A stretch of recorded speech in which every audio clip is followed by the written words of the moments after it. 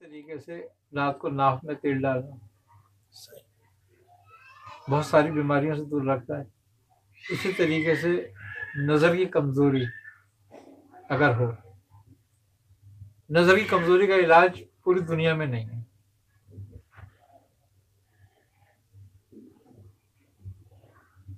اگر نظر گرنا شروع ہو جائے اس کا علاج نہیں ہے. اس کا بہترین علاج یہ ہے کہ ناک میں اصلی گھی لگاؤ رات کو سوتے وقت دیسی، اور صبح اٹھتے ہی اپنا لب لے کر نا باسی کلی کرے بغیر آنکھوں میں لگاؤ کاجل کی طرح. 2 سے 3 ماہ یہ عمل کرو اور اپنا چشمہ چیک کر لو.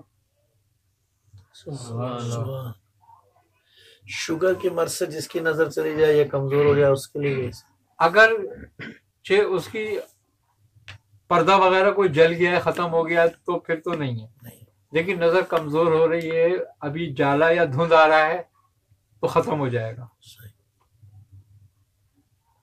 اور یہ جو نسخہ میں نے بتایا شوگر کے لیے بھی بہترین ہے، نظر کی کمزوری کے لیے بہترین، لیکن آنکھوں میں صبح کو تھوک لگانا ہے اور رات کو ناف میں جو ہے اصلی گھی لگانا ہے.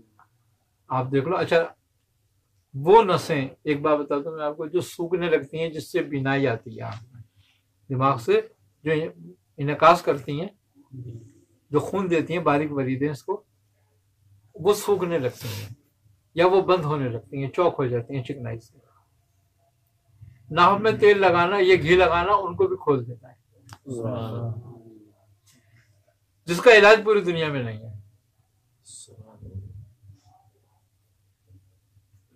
مہنگے سے مہنگا علاج کر لو آپ، نہیں ہوگا، اس سے کرو آپ، دیکھو کوئی دنوں میں کیا ہوتا ہے.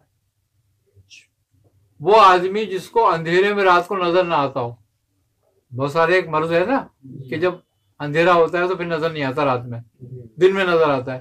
اگر وہ شخص یہ عمل کرے تو اس کو بھی نظر آنے لگتا ہے.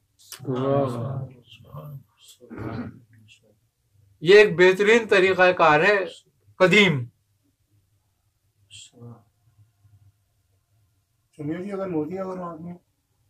اگر موتیا ابتدائی ہے تو اس لفظ سے ختم ہو جاتا ہے، پک چکا ہے تو پھر اس کا آپریشن کرانا ضروری ہے، پھر اتنا فائدہ نہیں کرتا. دانت کا جو گوشت وغیرہ بڑا ہوتا ہے وہ نمک ہڈی بڑھ جاتی ہے. یہ بتا دیجیے گھی جو ہے وہ گائے بھینس کسی کا بھی کوئی سا بھی ہو، ٹھیک دیسی ہو بس ٹھیک. اس میں شرط یہ ہے. اچھا مزے کی بات یہ ہے کہ یہ ناف جو ہے جڑ ہے انسان کی، یہاں سے 72,000 نسیں جو ہے نا ہمارے جسم میں پھیل جائیں گی.